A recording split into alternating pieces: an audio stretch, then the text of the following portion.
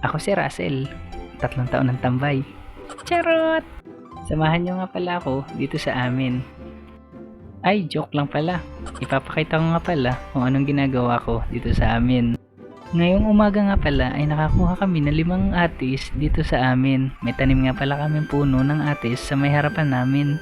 Hindi ko na sasabihin kung saan to, baka makahingi kayo eh. Ito nga pala ang pamangkin kong kasing cute ko. Huwag na kayong kokontra ha. Pumunta nga pala muna ako ng church. Pagkatapos noon, bumalik rin ako. Pagkabalik ko nga pala galing church, ito nga pala ang aking ina. Nagluluto ng lumpia. Pag umuwi nga pala ako dito sa amin, tumutulong ako sa pagtitinda sa aking ina.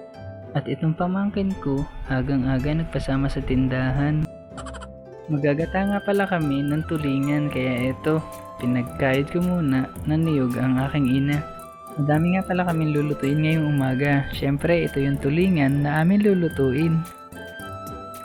Nagayat nga din pala ang aking ina ng saging na panturon. Ito nga pala yung kinayod kong niyog. O diba, naguluhan kayo, labo-labo yung aking video. After maluto ng lumpia, syempre, ako yung unang tumikim. Wala namang ibang titikim, kundi ako. Ito nga din palang pamangkin ko. Paborito niya yung niluluto ng inang lumpia. At ito na nga, nagsimula na magbalot ng panturon ng aking ina. Syempre, nag-umpisa na rin ako maglagay ng mantika para painitin.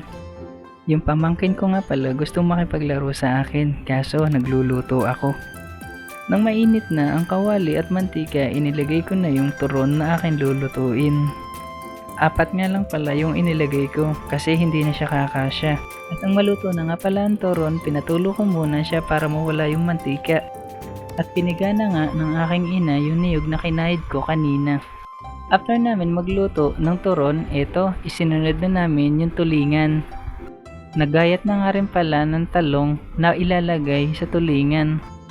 Nang kumukulo na yung gata na niluluto namin kanina, eto, nilagay na namin yung talong para maluto at tinakluban ito.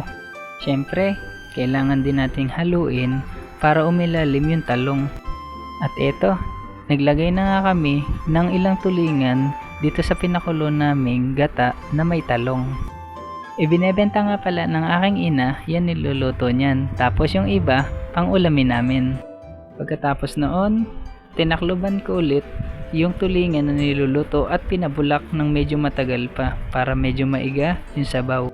After nyan, eto na, naluto na ng aking ina yung ginataan tulingan at handa na naming itinda ito. At ito nga pala yung in-upload ko kanina sa Reels, medyo nag-i-emote lang. Siyempre dahil hinog na yung atis, inupakan ko na to, kinain ko na. Bago nga pala tayo magtapos, shoutout muna kay Ate Mai Cabato Reyes. Maraming salamat. Muli, ako si Russell, 3 taon ng tambay. Charot!